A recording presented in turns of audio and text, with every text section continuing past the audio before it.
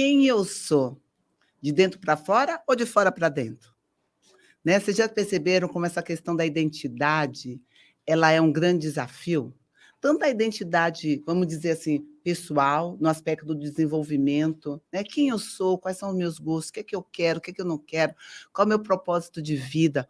Ai, assim como a nossa identidade externa, né? Com que roupa eu vou, como eu corto meu cabelo, que imagem eu me autorizo a ter, que imagem eu não me autorizo a ter, como a minha família deixava ou como a minha família não deixava eu ser. Então, hoje, nesse exato momento, nós vamos conversar disso. Eu, Deise Carvalho, psicóloga, consteladora, mentora de psicólogos e terapeutas, estou aqui hoje com duas experientes profissionais. Uma aqui presente comigo, a Kênia Cristina Silva, né, terapeuta para a vida, consteladora, e também trabalha com a nossa imagem, não é isso? Ela faz um Exatamente. trabalho desse mix que é muito legal. E lá em São Paulo, a nossa querida Ana Paula Junqueira, né? A minha querida Beijo. psicóloga, consteladora, que tem um trabalho incrível aí no interior paulista. Então, nós vamos aqui hoje conversarmos sobre isso. Como é que funciona essa questão, Kênia, dessa ideia da nossa autoimagem? Como que a gente constrói isso?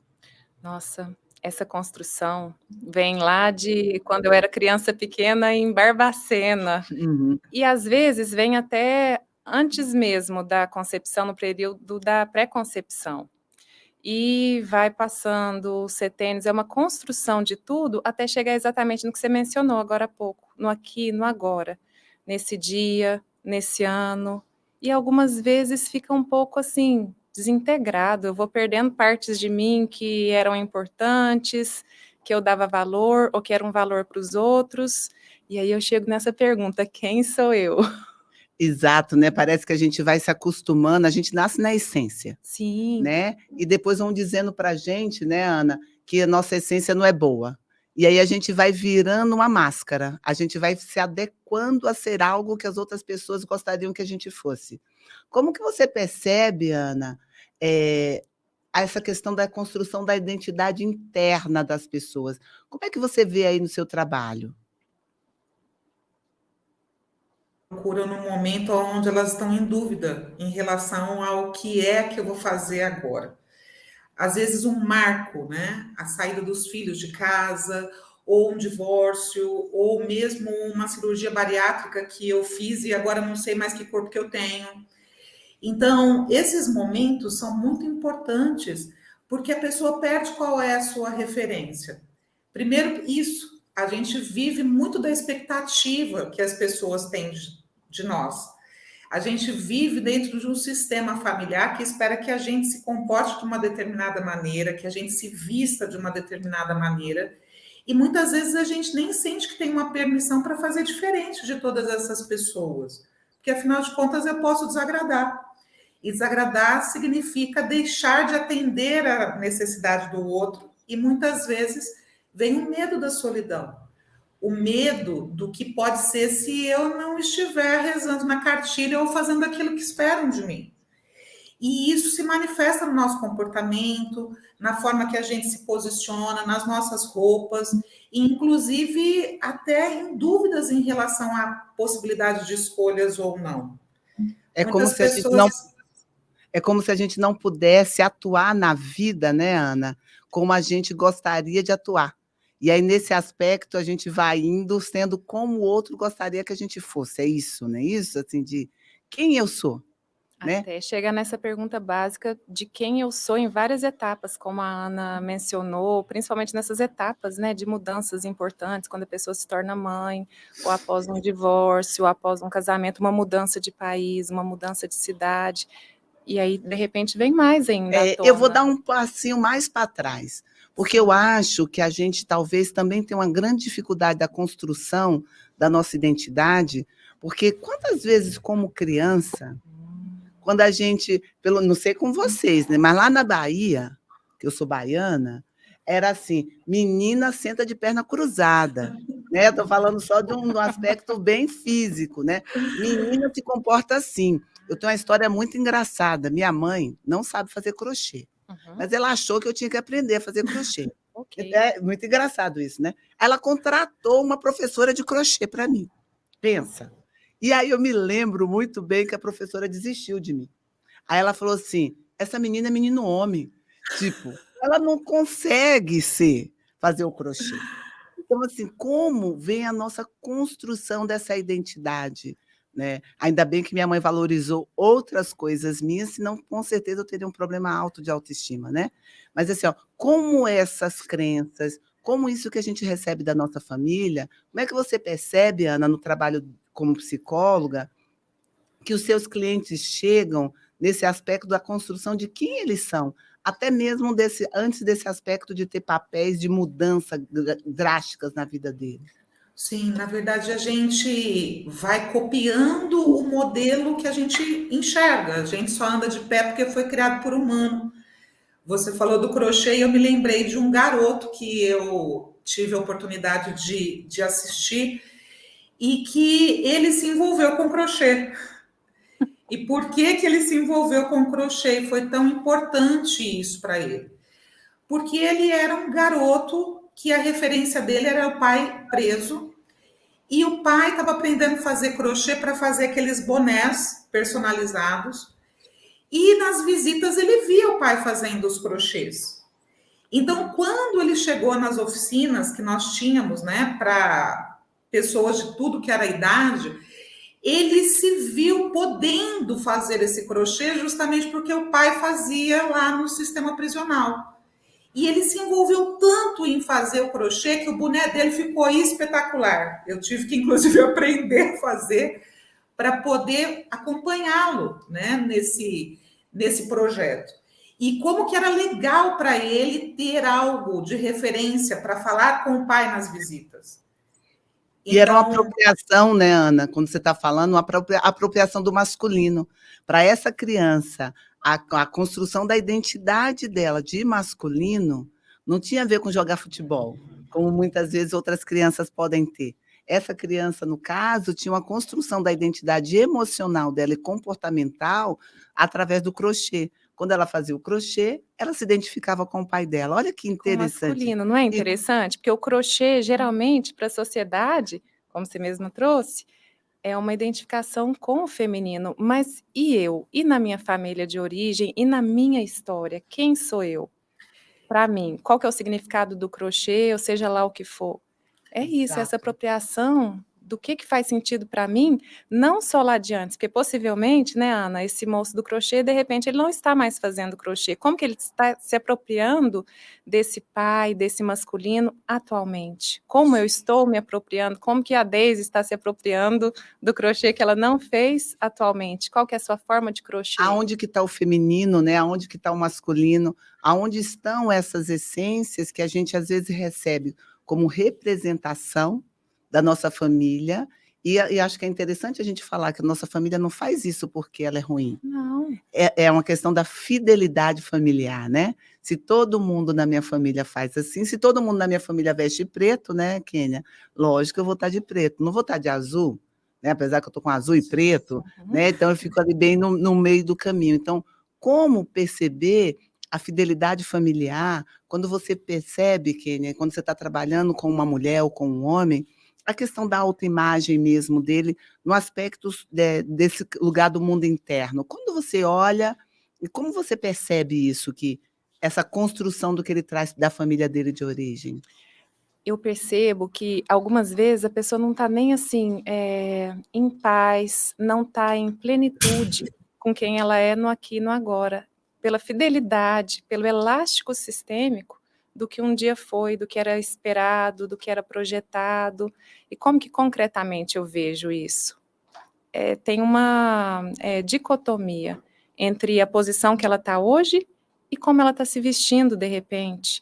Até assim, um sentimento de culpa, de repente. Com certeza, porque é um sentimento de exclusão, né? Sim, e se tiver melhor que a mãe, ou melhor que o pai também. É um sentimento de não pertencente, né? Exato. Ana, quando você trabalha essa questão da identidade, né? Uma hora a gente estava conversando, você me deu uns belos exemplos, né, de utilização do PAS ali, né, do pensar, do agir, do sentir, né? Porque às vezes chega um cliente que em algum momento ele não tem autorização sistêmica, às vezes até de sentir, ou de pensar, ou de agir. Como que esse trabalho flui? Me conta um pouquinho mais sobre ele. O Paz me ajudou muito, porque muitas vezes as pessoas chegavam a mim e falavam assim: eu tenho um projeto que é muito bacana, mas eu não consigo viabilizar, eu não consigo colocar em prática.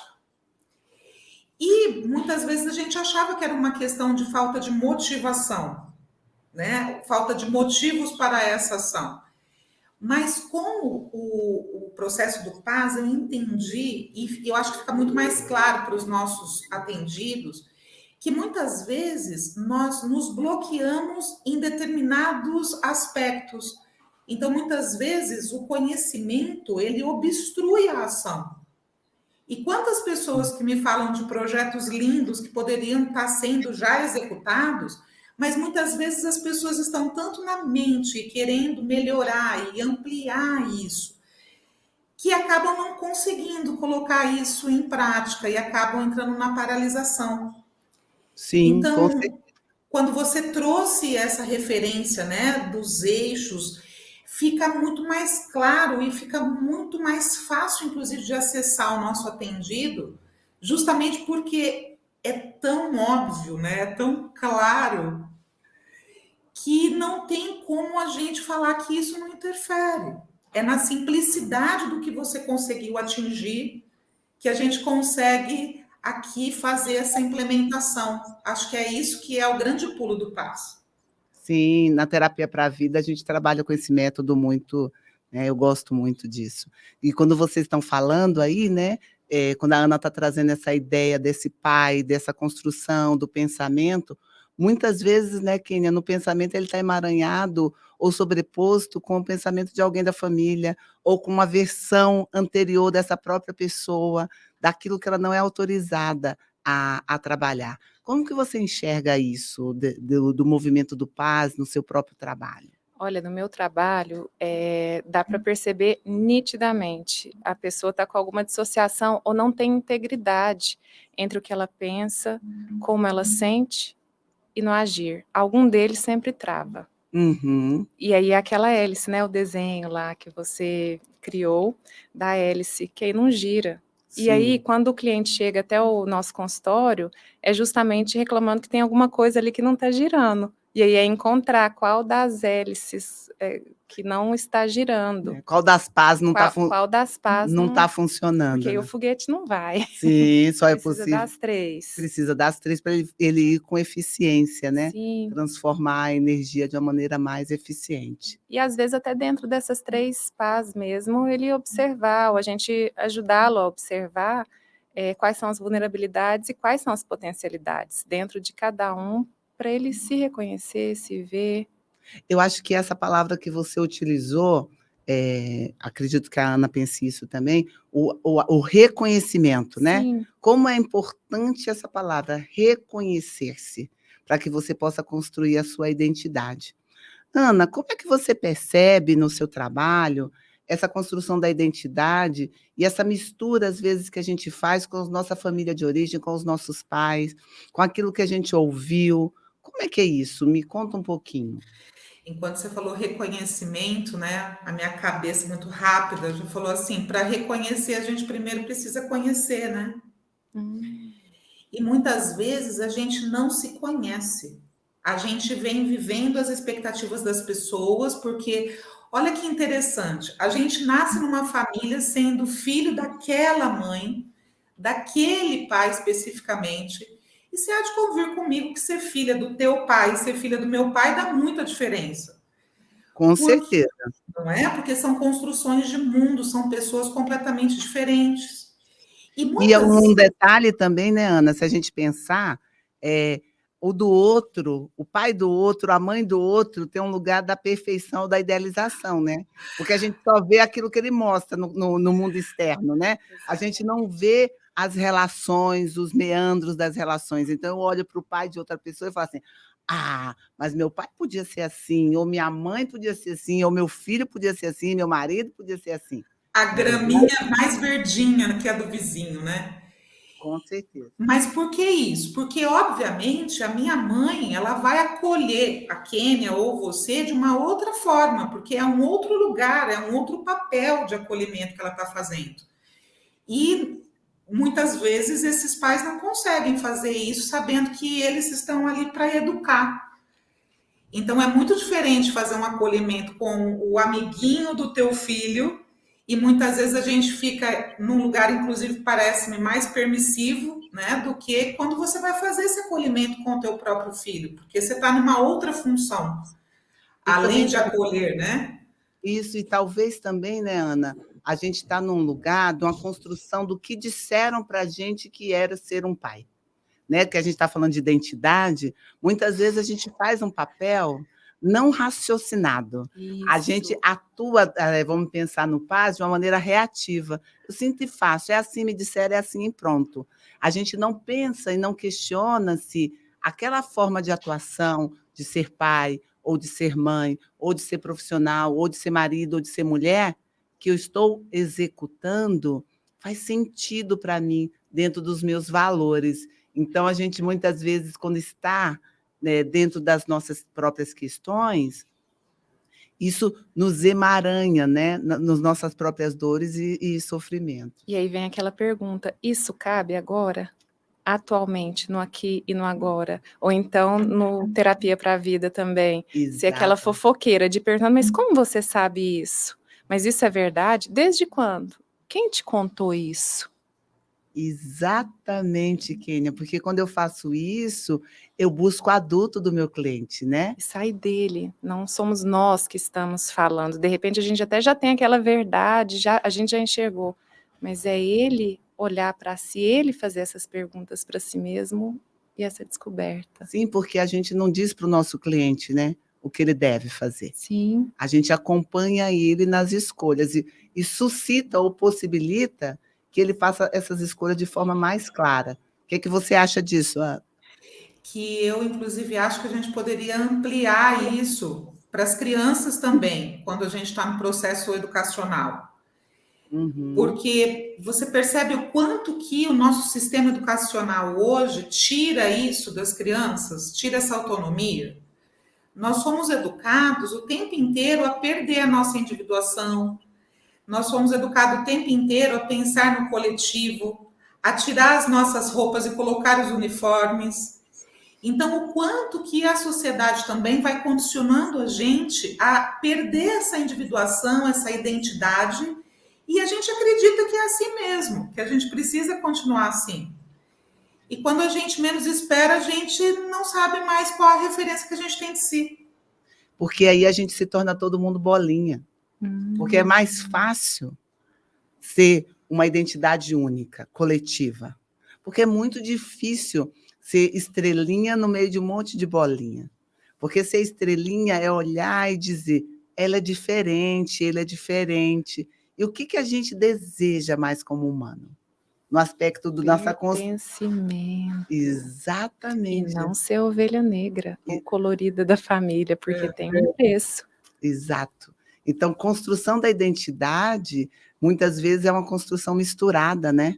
Porque, assim, até o nosso cliente dá conta de bancar ser a ovelha negra ou colorida em relação a toda a família, isso se torna um pouco pesado e dá culpa, né?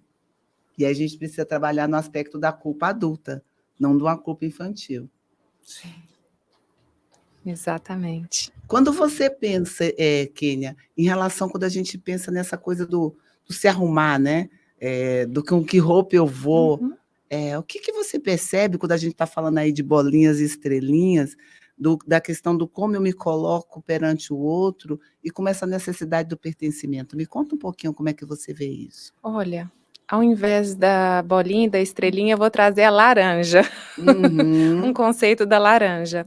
É como se fossem os próprios setênios e até o período da pré-concepção. Vamos contar que cada um seria uma laranja. Então, vamos dizer assim que do 0 aos 7 anos, dos 7 aos 14, dos 14 aos 21, e assim vai indo.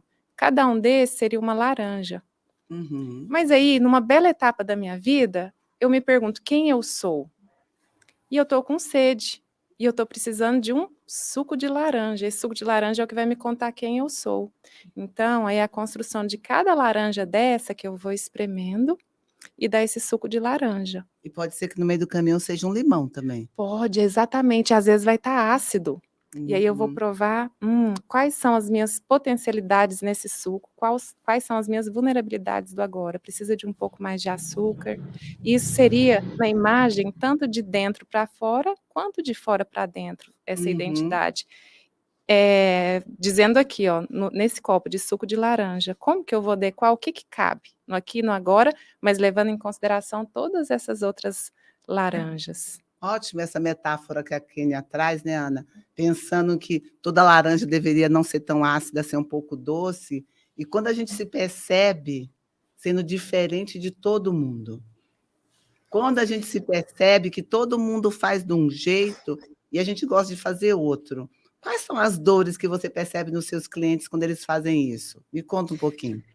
Primeiro, o estranhamento, né? A falta de permissão, muitas vezes, de fazer o diferente. E quando eles se autorizam a fazer diferente, eu adoro essas metáforas de laranja também, viu, Kênia? Parece que eu ouvi o Fábio Júnior entrando aqui na sala, porque eu trabalho com muitos casais, né, que tem, às vezes, uma ideologia de que é uma laranja, só que cada uma é metade, vai ter que se complementar. Eu amo isso, né? E a gente passa uma vida, então, querendo se encaixar na outra parte dessa maçã, dessa laranja, né? Sendo Eu uma fico maçã, pensando, né? não, já deu até uma maçã aqui, já dá uma salada de fruta, né? Então, Porque não pode ter variedade. E sendo que o nosso ego precisa tanto justamente dessa variedade. E aí eu brinco, eu falo assim, nossa, mas como seria se você fosse, então, uma laranjinha inteira, o outro uma laranja inteira, e a gente pudesse se juntar? E ao invés de ser uma só, a gente faz um suco e faz um bolo. Sim. Ao invés de ser só um suco, né? Mas as pessoas, elas acham que elas precisam caber nesse lugar de alma gêmea, nesse lugar de eu preciso ser como a minha família espera. E quantas pessoas deixam de fazer excelentes profissões porque precisam estar ligadas ainda ao sistema de crença da família e dizer sim para aquilo que a família espera. Com certeza. Quando você ficou falando de casal, me lembrei daquilo que a gente fala lá na Terapia para a Vida, né? Quando um casal se relaciona, quantas pessoas estão ali, nossa, né? Com quem eu estou me relacionando? com quantas frutas Com quantas para fazer essa frutas? salada de Porque, fruta? na verdade, a gente tem a nossa história sistêmica, a gente tem a nossa história biográfica, a gente tem as nossas histórias de relacionamento, né? Então, a gente tem todas as projeções naquela pessoa. E elas se renovam também, né, Deise? Exata. Algumas delas se renovam. E Exa aí? exatamente. Quem eu sou hoje? Quem eu sou agora? E quem eu sou nesse casamento? Quem eu sou como mãe? Quem eu sou como esposa? Quem eu sou como mulher? E é isso tudo junto. E quem é essa relação que eu construo? De que maneira eu construo? Porque também cada relação tem uma própria identidade. E aí a gente, em outro podcast, a gente falou de maternidade, né? E aí, quando a gente pensa na maternidade, a mãe tem uma fantasia, ou as pessoas têm uma fantasia que todas as relações são iguais. E, na verdade, não tem, porque cada filho tem uma mãe, mesmo que seja a mesma mãe. Então, às vezes, os filhos não entendem isso. Eles não entendem que a relação da mãe com um é diferente da mãe com o outro. Né? Como se fosse ter uma mesma identidade, uma mesma relação. E aí é legal quando a gente consegue autorizar, eu não sei isso na sua experiência, Ana, mas eu vejo na minha experiência, quando a gente consegue dar essa autorização para o cliente, dele perceber que ele pode sim ser diferente, mesmo que seja, às vezes, o mesmo tipo de relação, tipo materna, mas que cada uma tem um vínculo distinto, porque cada relação tem um vínculo. Assim como a gente também tem vínculos diferentes com os nossos clientes, com os nossos amigos, com as pessoas que a gente atua, trabalha e vive. O que você pensa disso, Ana? Isso quando a gente está vivendo na espontaneidade. Então, a espontaneidade é justamente isso, é aprender que a gente pode ser diferente em cada papel que a gente exerce. E que está tudo bem. Só que a gente tem um conceito que a gente precisa ser o mesmo todo o tempo inteiro. E muitas vezes a gente vai arrastando o que seria de um papel para outro papel. Então, eu atendi aqui, tive a oportunidade de atender durante o Covid um homem que tem uma patente muito alta na Polícia Militar. E ele chegava aqui da mesma forma, acredito eu, que ele chegava também lá no comando, né? E quando eu fui mapear com ele como que era o comportamento dele dentro de casa, ele também fazia do mesmo jeito. Então, ele era assim o tempo inteiro. E aí, um dia, né, ele chegou aqui e ele começou a agir diferente. Ele não estava mais me dando ordens, eu achei um pouco diferente, né? E perguntei para ele o que estava acontecendo, né? Que ele estava um pouco diferente demais daquilo que eu estava acostumada. E aí ele falou, não sei. Por quê? Falei, porque talvez aquele lugar do brigadeiro que chega sempre aqui, talvez já tenha se esvaziado, e agora quem eu esteja realmente conhecendo é o homem, não a patente. Eu até brinquei com o termo, né, brigadeiro, que é de outra instituição também, né? Justamente para trazer esse conceito de que talvez ele não estivesse vivendo essas diferenças. Isso que você está falando é muito legal e que me remete ao conceito de máscara, sombra e essência, né? Como sendo máscara, tudo aquilo que a gente faz para ser amado através das nossas estratégias de sobrevivência. Exatamente. Né? A sombra, tudo aquilo que eu tenho medo que o outro descubra. E essência, aquilo que eu realmente sou. Porque o trabalho de vocês, tanto de dentro para fora quanto de fora para dentro, é fazer esse cliente ir até a sua própria essência, né? E até aquele momento, aquele lugar, de ele se conectar com quem ele é. Mas quantos medos, Kênia? Como que é esse lugar da zona de conforto? Porque às vezes tá na máscara, por mais que seja difícil, é uma zona de conforto. Como acompanhar esse cliente para que ele possa ir para essa expansão? É esse acolhimento, ele sentir que ele está seguro, e com o tempo, deixando ele perceber que isso aí é para evitar certas dores também. É uma forma de amor, é uma forma de auto-amor, essa máscara, até no ponto que a pessoa precisa, como a própria Ana deu exemplo do brigadeiro que chegava, eu tive um paciente que ele chegava literalmente armado, assim, mas depois ele chegava e já desarmava, ai que bom, era a máscara dele, a segurança dele. E nós, quem somos nós? Quais são as nossas máscaras? O que me deixa segura? Sim. O que tira meu medo? Né? Porque nós estamos falando aqui dos vários papéis, né? Dos vários papéis que a gente vive na vida, né? Aqui tem a Deise psicóloga, a Kênia terapeuta, a Ana psicóloga, mas tem várias outras Deises, tem várias outras Kênias, tem várias outras Anas. Como essas várias outras se relacionam? Quem são essas mulheres que estão dentro da gente? Então, é legal quando vocês estão contando no aspecto da nossa quantidade de identidades que a gente tem. Ou não ficaria bem se aqui, de repente, estivesse a mãe Deise, porque não cabe nesse lugar. Em qual cadeira, né? Exatamente. Eu estou sentada nesse momento. Esse é um bom conceito, né, da terapia para a vida. Exato. Qual cadeira? Como é que você vê isso, Ana? Qual cadeira a gente está sentada agora, né? Que cadeira é essa da vida? Que é a brincadeira que eu faço com o Noel Rosa. Com que roupa que você vai? Porque eu falo muito a respeito da questão dos papéis, da identidade dos papéis, de ser, inclusive, diferente em cada papel que a gente vive. E virou um bordão aqui com os meus atendidos. Quando eu falo com que roupa você vai, eles já entendem que eu estou falando de qual identidade que a pessoa vai e vai usar ali. Porque muitas das pessoas que me procuram com questões de paralisação, de conseguir se colocar e se posicionar online, conseguir muitas vezes viabilizar um produto, é justamente porque ela não está ajustada dentro do papel de um empreendedor que está se colocando, se posicionando online. Muitas vezes essa pessoa está numa identidade que está tirando, inclusive, a energia e a força de atuação dela nesse papel. Então, quando a gente trabalha essa clareza dos papéis e essa identidade, isso dá muita força para que as pessoas possam sair da paralisação. Essa identidade. Com certeza. E o que você está falando, né? Nosso tempo está aqui acabando, mas você está falando daquela grande diferença, né? Tem a Deise pessoa, tem a Deise psicoterapeuta, mas tem o produto da Deise. E o produto e a Deise psicóloga não é a mesma coisa. Porque às vezes a gente tem dificuldade de pôr valor, dar preço, vender, porque existe uma mistura e uma identificação também com algo que é algo que eu faço. A caneca não sou eu.